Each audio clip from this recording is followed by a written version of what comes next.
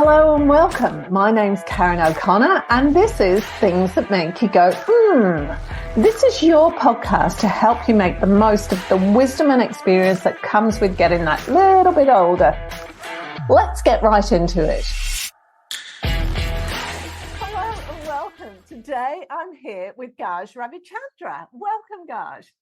Thank you, Karen. Great to be here. Now, I was really excited when I got your email about coming on the podcast because you're a registered psychologist, you got a Master of Commerce, you're a mental toughness trainer and facilitator and career and executive coach, which I just do. I'm going to have a good time here. I really loved about reading about you was that you say you want to live your life so you leave a trail of happiness behind you, which I just thought was amazing. Yeah, look, I think it would be inept of me going around and talking to people and having sessions with people around purpose and why we're here without having my own very clear purpose, what I'm trying to achieve. And I think for me, I've always been a people pleaser. And I think when they say, Karen, put your hands up, when they say that you should lean into your strengths, and I think there's a real sense of value around that with a caveat, right? Which is you also need to protect yourself through that process. And I think sometimes finding your boundaries and setting your boundaries as you get older and older, it may be wiser. I'm not sure there's a direct correlation always with age and wisdom, but I'd like to say that, particularly when I talk to my kids, is that you want to be able to set up an environment where you can feel comfortable and safe, right? To be able to leave some goodness behind you as you walk through this life. And I think each of us brings so much amazing, some character to this life. And I think it's about how do we encapsulate that and use that in a way that is helpful to others around us. I want to pick up on this people pleaser being a strength bit, because one of the issues I think we have as we get older, from my personal experience, I'm talking, we become more self-accepting. We just can't, look, I can't do that, but I can do that. And okay. But there are certain things, we are very judgmental about our strengths and weaknesses. And people pleasing isn't generally seen as a strength. Yeah, it's not, is it? It's in fact, it's something that we talk about publicly as something that can be quite detrimental to us. And I think it can be if you don't have those boundaries set up. But isn't there something wonderful about being able to leave a podcast or a conversation with someone and someone walks away feeling amazing, right? Or feeling like they've had just a wonderful conversation or discussion. I'm sure you and I are going to have this feeling today, right? And I'm hoping your audience gets to have that experience when they listen to your podcast. That is actually, in a lot of ways, for me, what I'm talking about with people pleasing. You're leaving a trail where the engagement or the interaction you have with people is so positive that they are better off for that experience. And so for me, I love the fact that I can look at someone's face when they're finished a session with me and they feel better about themselves or the situation that they're in, that they have a path in which they can move forward on what was a challenge when they came into that session. And so that idea for me has always been wonderful. And of course, you need to have boundaries. I think we need to set up boundaries in all aspects of our life as we go through changes, depending on where we are in our life. But I think the idea that we should lose this ability or willingness to also bring happiness to other people, please other people, doesn't need to come at the cost of our own. I think those two can coexist. If we think about these Venn diagrams, right, they overlap. I think we can coexist in that world. They don't need to be two separate entities. So that's my philosophy anyway.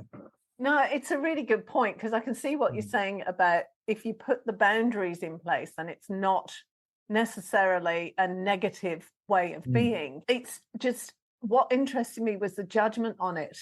And then you saying, no, I'm actually taking advantage of that, of mine. That I found really, that really lightened me up. It was like, okay. So the things that I perceive or I think society perceives as being negative might actually be my strength.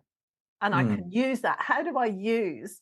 Because I know when I was having a really rough one about 10 years ago, the thought that kept me going was the universe only made one of me. I am the way I am because the universe wants to experience itself through me. And that kind of had me start accepting. I open my mouth and stuff just comes out. Everybody knows where they stand with me. But I like to have a laugh and all these other things. But it was difficult.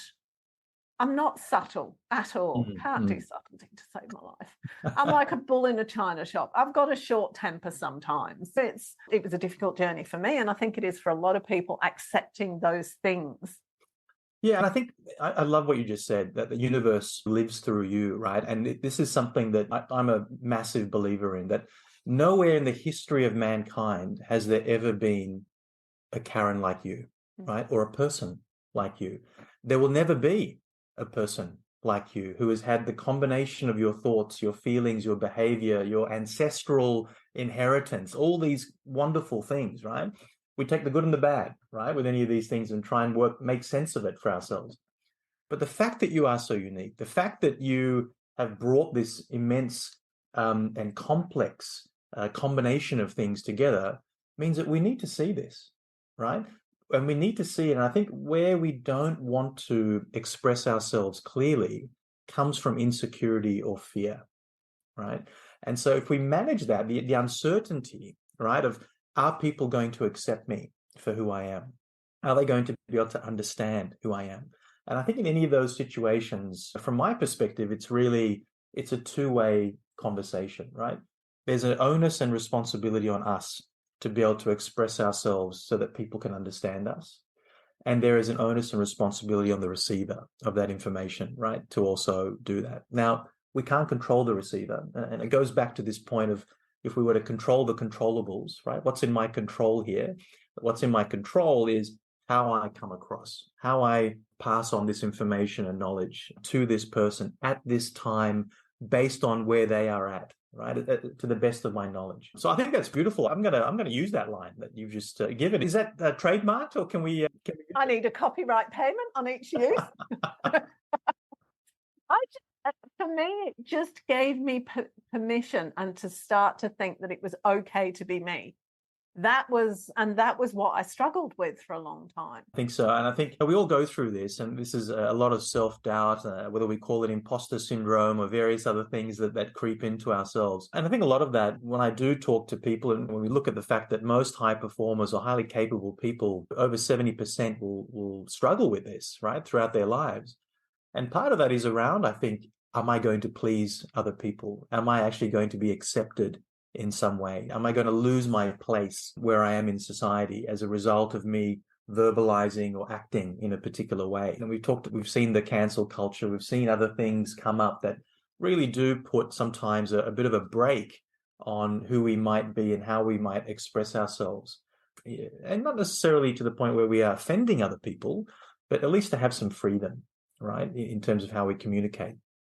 And so I think it's really interesting when we go through this, because for me, it's also about reconnecting with who we are from a genuine perspective, right? If I'm going to be consistent in my behavior, I'm more than likely going to be more true to myself. And so that requires less cognitive energy, right? Because otherwise you're creating structures in your mind to filter who I am as a person.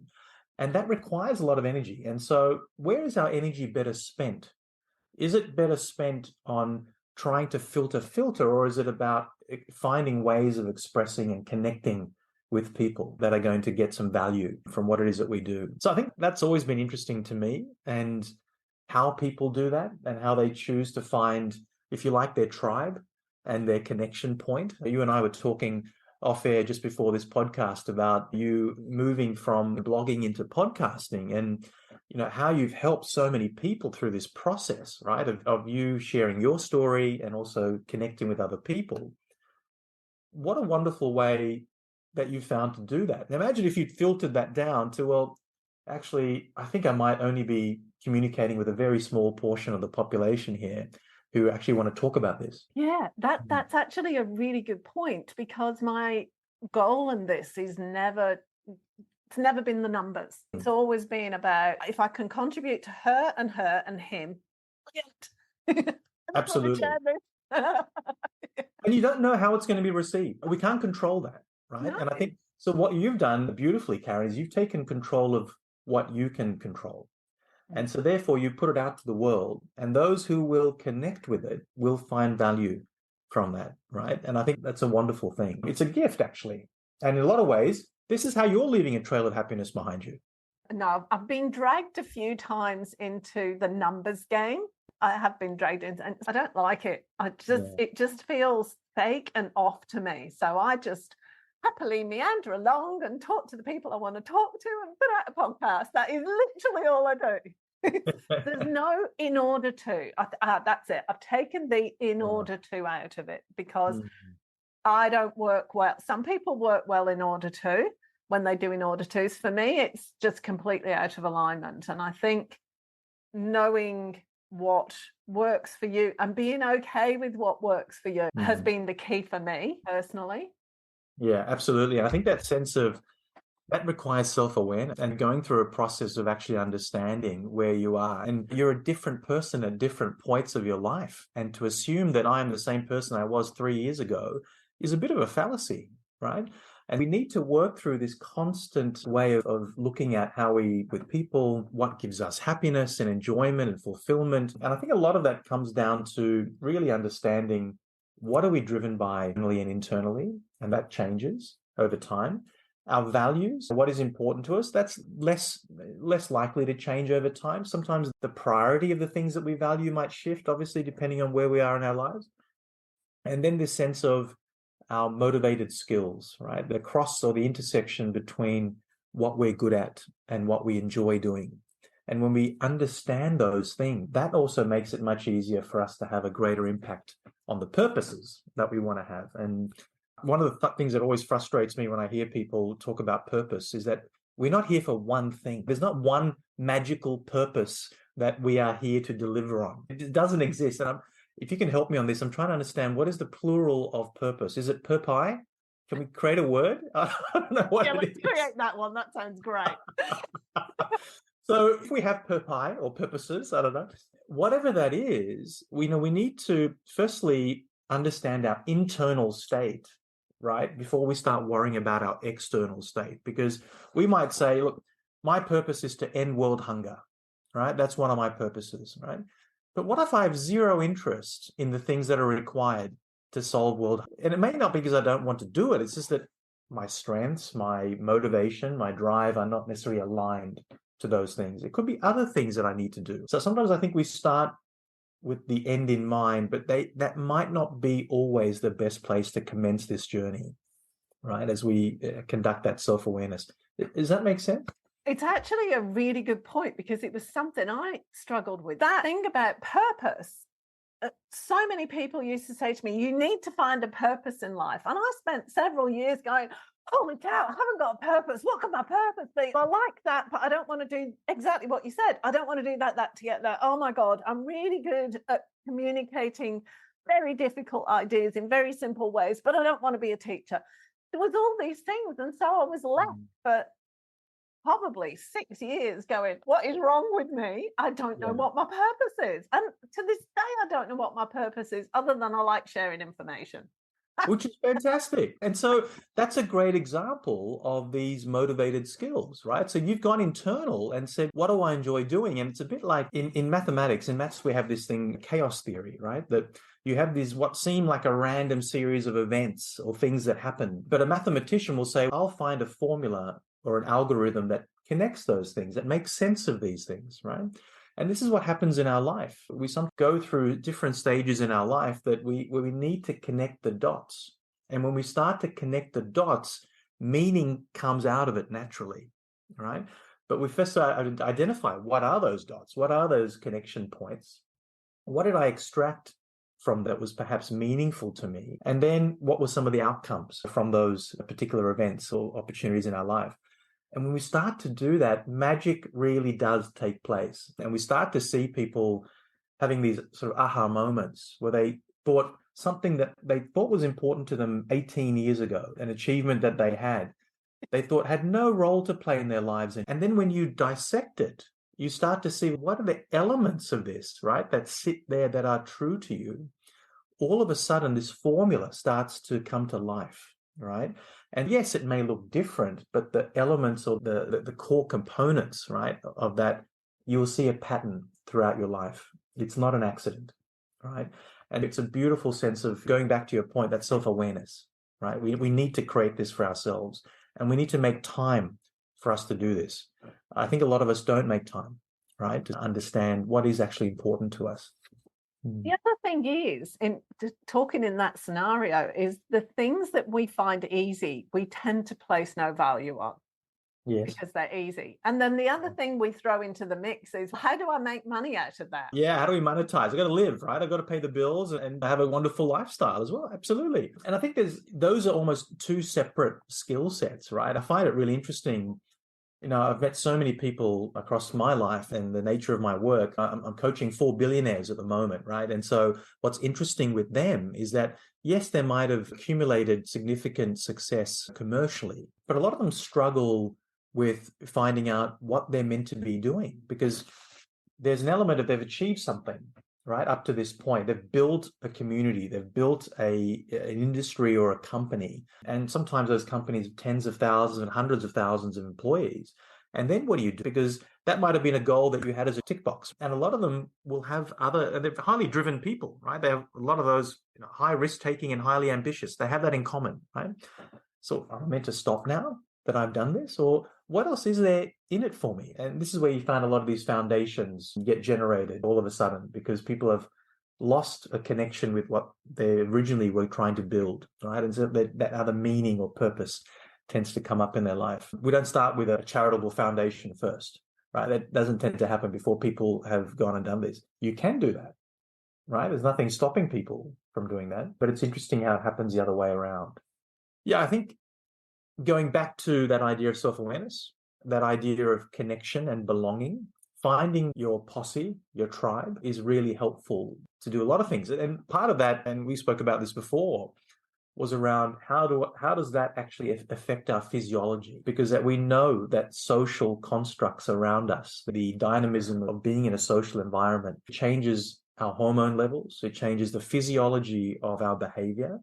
And by connecting to things, you naturally increase your levels of serotonin and estrogen in your body, right? You can actually manipulate that. And it may not be to the extent, obviously, that you might have had in the past, but everything contributes. And so I think that's why social connection is so important, and finding a tribe. I want to talk more about that, because I've got an interesting situation at the moment. My youngest daughter, she's got two choices in front of her.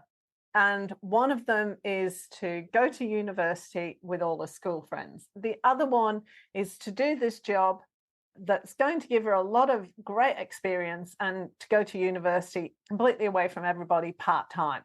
Personally, after looking at what she's gone through this year, I'm like, go to uni with your friends. Just give yourself 12 months to get back on your feet and then decide what you're going to do. Because I see the doing this job that's going to give her all this experience and stuff. I don't see that. While it'll give a beneficial experience, I think she actually needs the social side of things in order to make a decision. So it's my instinct is telling me what you've just said.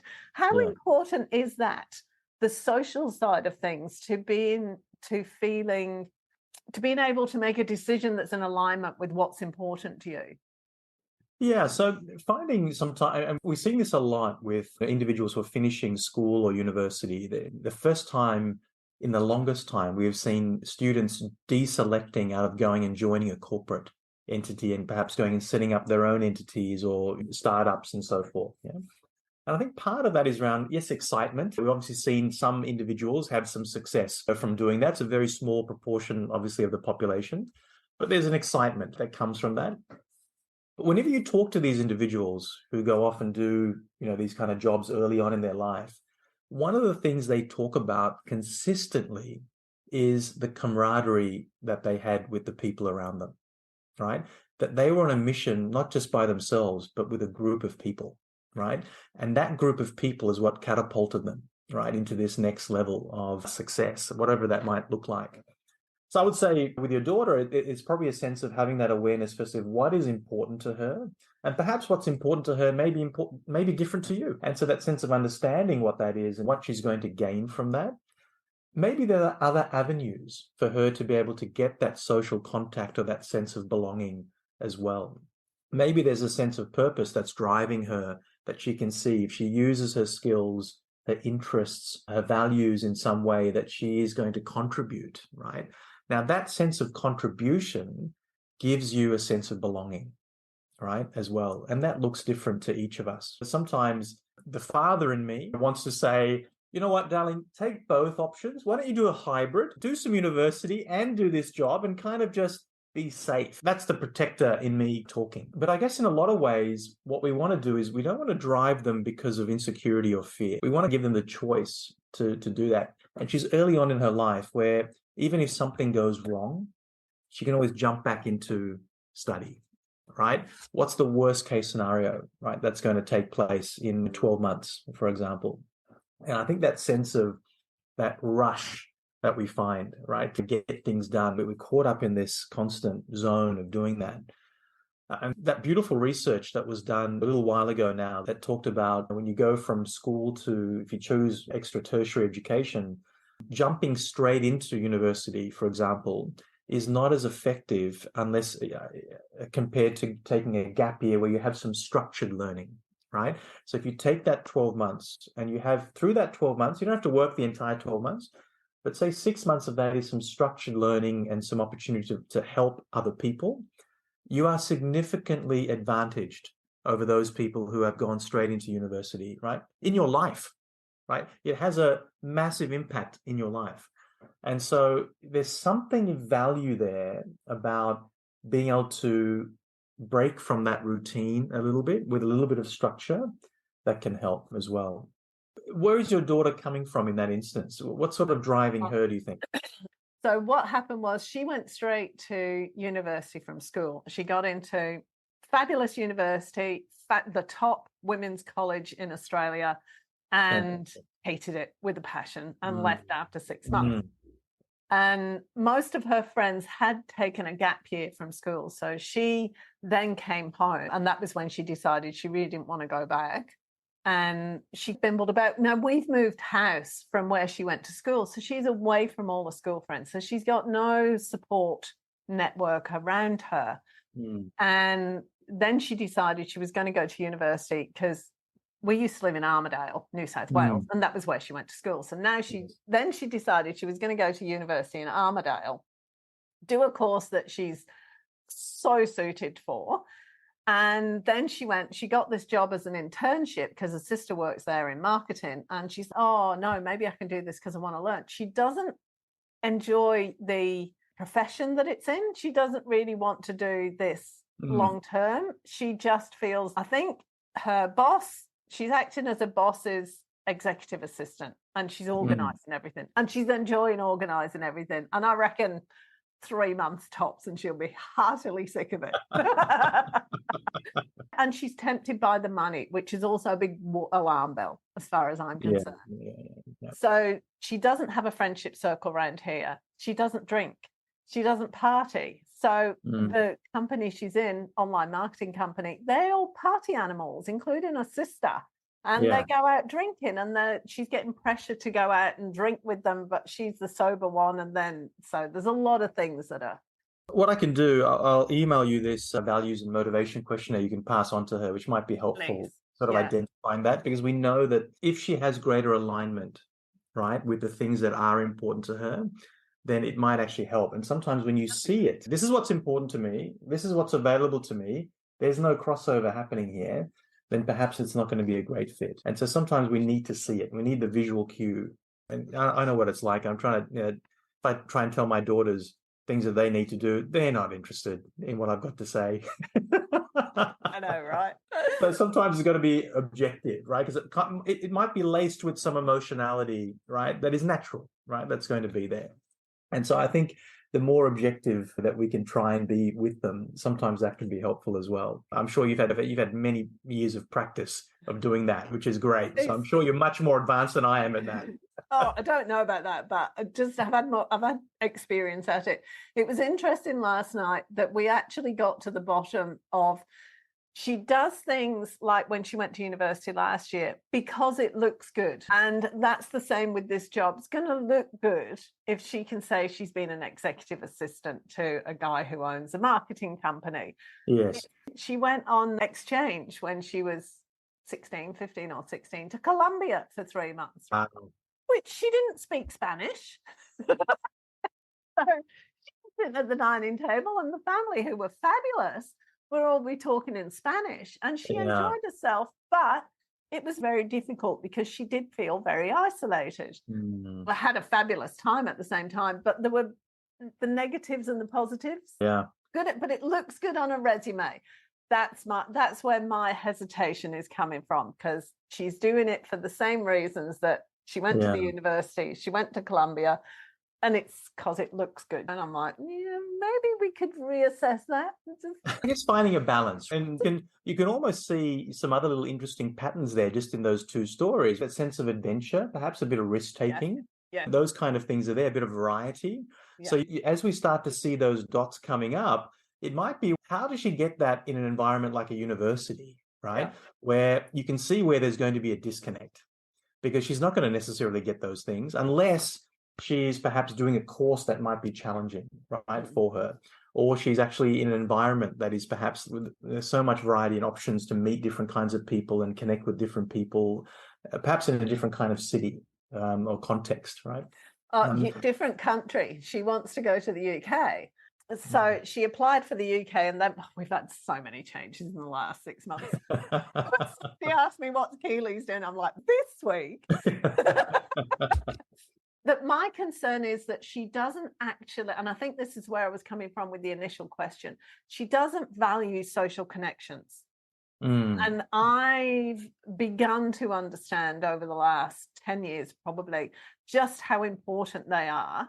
And when they're not there, you don't realize necessarily what a missing they are. I think that's where I'm coming from with all of this, with the concern. That's the underlying concern, is that if she goes to university in Armidale, to me, it is about what you said, raising the dopamine levels, raising the estrogen levels. I said to her, it doesn't matter. You can leave in 12 months, but have a good time and get back on your feet emotionally, and then decide what you want to do. Because my instinct as a mother tells me she's not in the right space, and she doesn't have the connections to support the decision. That was actually what I said to her last night. You've not got the connections to support your decision right now. Actually, you haven't got that support network. So that was where I was coming from. It was a really long-winded way of getting to the point there. No, it's awesome. And look, I think it's also important for her to hear that, right, from you. That is actually the concern. It's not about, her choosing what she wants to do. It's also about just having that sense of support and connection around her. And we know how valuable that is.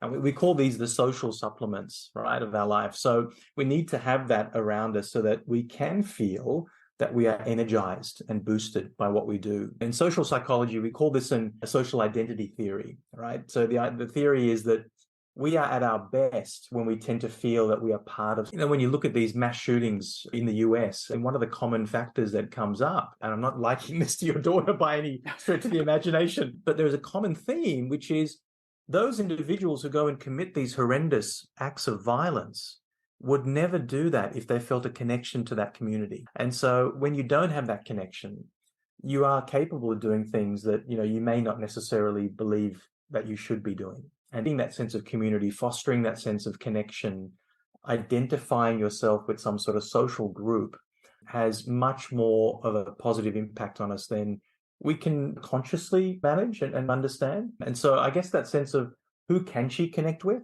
Who does she connect with? Who are her support base right now? Who's her tribe, right, that she can lean on at the moment? And so she might have some answers for that, right, around what that might look like, and perhaps finding a compromise, right, around that as well, which is interesting. So, I'll send that values and motivation questionnaire to you, Karen. She might get some value from connecting with that. Right? Yeah, no, that'd be lovely. So where are we going to go now?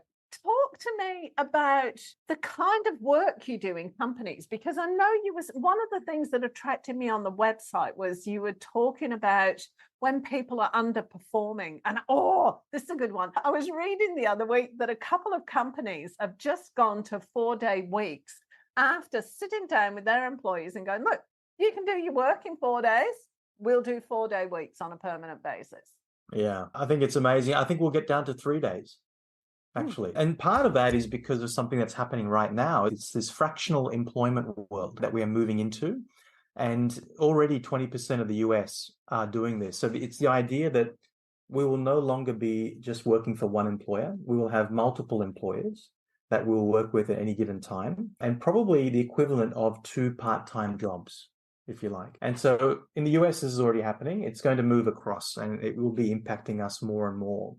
And so the idea that we're going to shift from 5 days to 4 days, 4 days probably to 3 days, and that will open up an opportunity for us to then think about other things that we should be doing to fill that gap, if you like, because our salaries, unfortunately, aren't going to stay at 5 days. They'll be dropping as well, potentially. But there's great opportunity to be able to build some of this for ourselves. Now, that presents some interesting challenges and opportunities, right? And when I talk about this with people, some people start flipping out because they get a bit nervous about what that might mean, right? The idea that, what do you mean I have to be employed by multiple people? Actually, it's your brand, and you get to manage your brand the way that you want.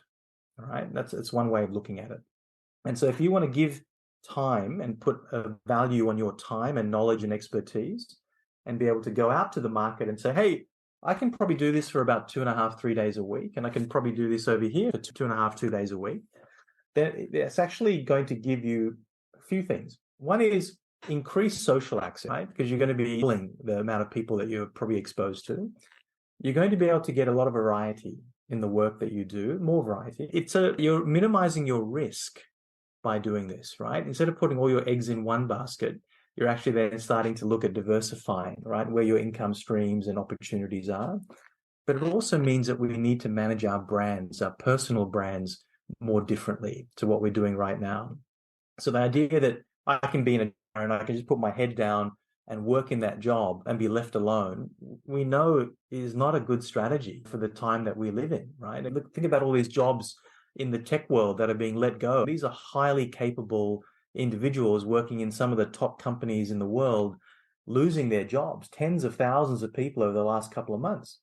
Where are all these people going to go in a market where people are not hiring? More than likely, they'll be re-employed, perhaps on a part-time basis, or they might set up their own ventures. And we start to see more creativity coming back into the markets and the opportunities for that. I can't tell you how many men and women that I'm talking to at the moment who are in their sort of late 40s to late 50s who are saying, you know what, I don't want to do what I've been doing for the last 20 odd years of my life. I need a change. And I want to take back control of where I am, because I can see how fragile the world is right now and things are changing. And so the idea that we are moving to 4 days a week is not surprising. I think in New Zealand, I think they're going to put it into law or something. I think they're really starting to get. I can't remember exactly what it is, but yeah, it's a big thing in New Zealand. They've been trying. Yeah. So we will move to 3 days. It's only a matter of time. And companies will also see that as an opportunity to reduce cost. But what that also means is it frees us up to then think about what else we can be doing. So maybe we can work for a corporate, but maybe we can have an entrepreneurial sort of opportunity or business as well, right? That might come into that. So all of that stems back to having that self-awareness as well, and knowing what is important to us and what we want to achieve. So I'm really excited about this. I think it's great, but I think even my husband, he just goes, he's a property developer, and his architects during COVID, they all started working from home, obviously. He hates it. Yeah. He hates it with a passion, because he wants to know that his architects are in the office when he needs them.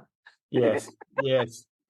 So there is a resistance to that. And I think the new way that things are going is you've got to be willing to embrace change, I think, and be able to.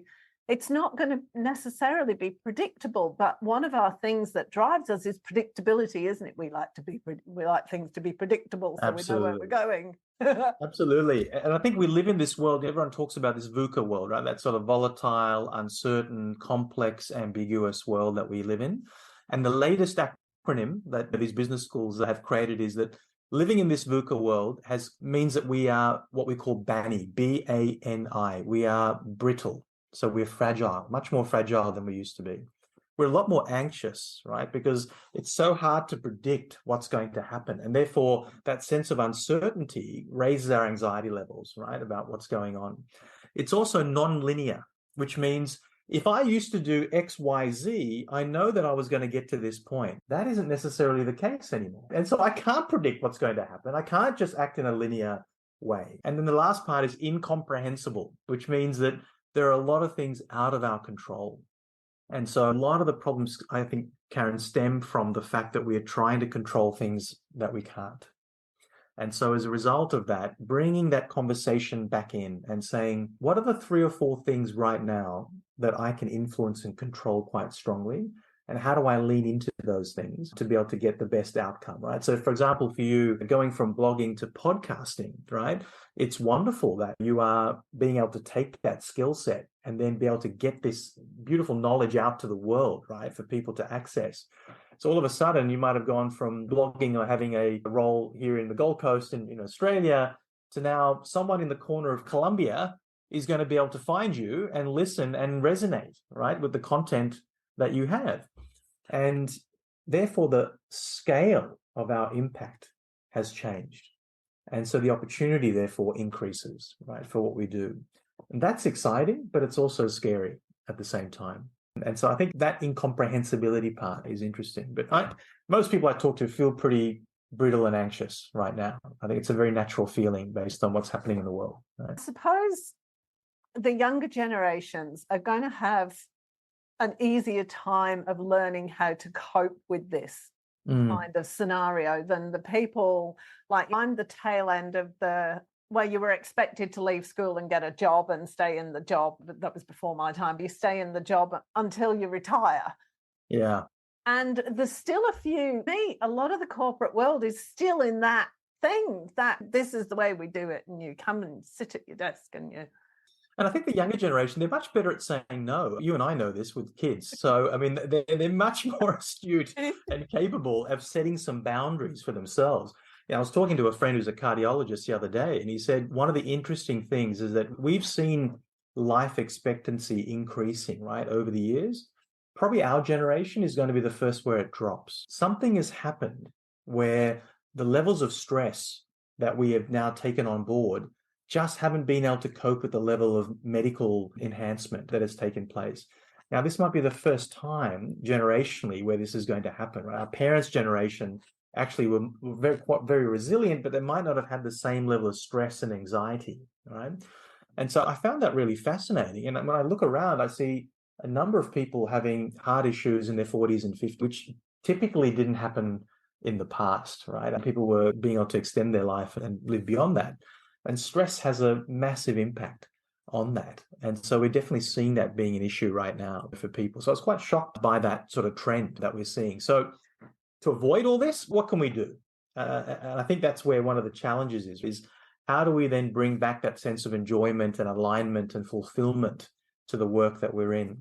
And so understanding what those things are, firstly, and then finding out some options to do that. And knowledge is ubiquitous, right? You can access career coaching stuff everywhere. You can access psychologists or therapists. You can access counselors. You've got access to people like never before in terms of being able to get that support. So I think there are great opportunities to do that. And it's just about being honest with ourselves as we go through this process and understanding what is important to us.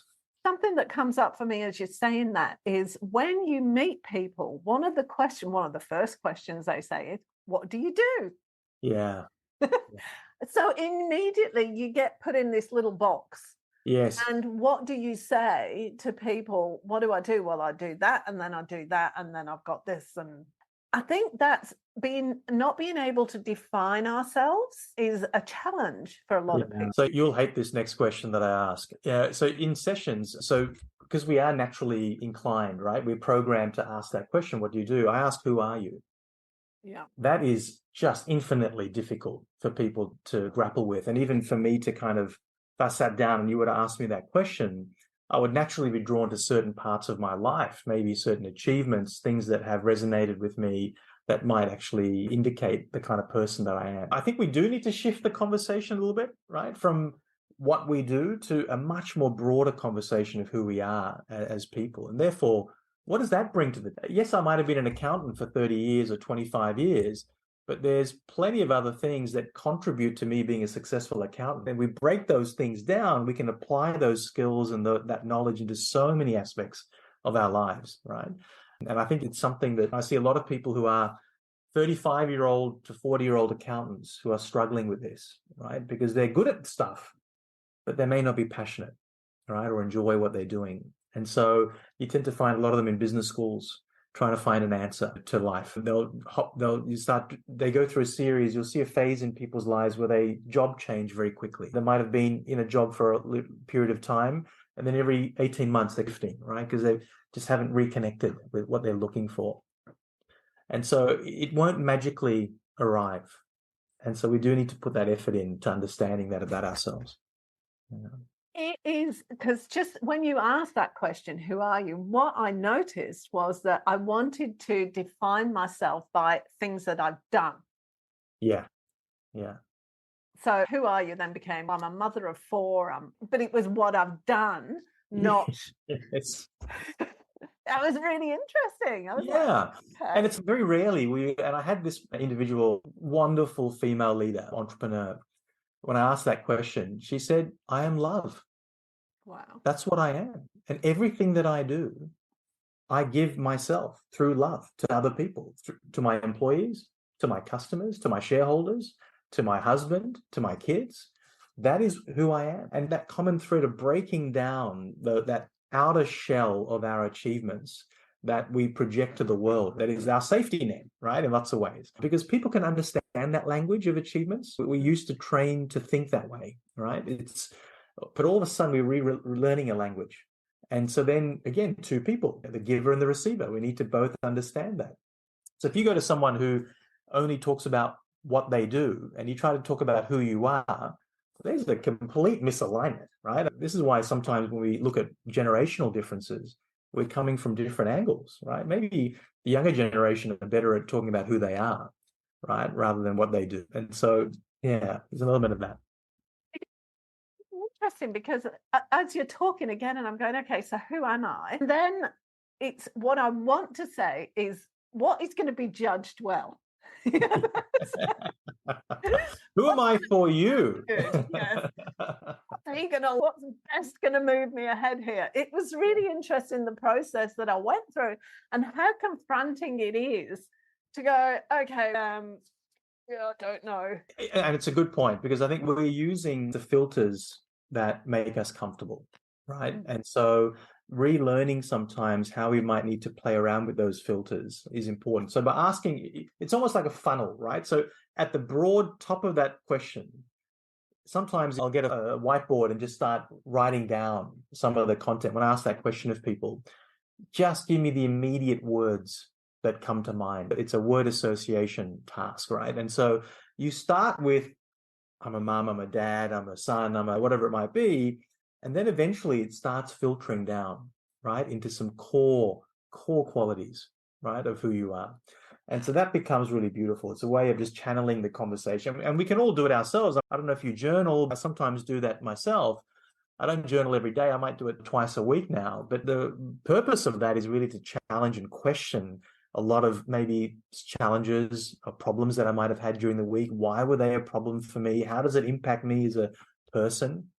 And how do I become a better person through that experience? It may have brought out the worst in me in that particular moment, but actually I need to bring the best of myself, right, to these situations. And I guess sometimes also it helps us to understand our triggers. I had a friend the other day who went through this values and motivation questionnaire, asking this question of them. And status, worrying about what other people think of them, was a really important value. Now, values, there's no right or wrong, right? It's just what is important to you. And so being aware of that is the first thing, because then you can say, what decisions am I making in my life that are due to this value? And how is it serving me? And it may be serving you, right? In some countries, having status means you can provide better for your family. Right? And so it could serve you better. In other cultures, it may be less required, right?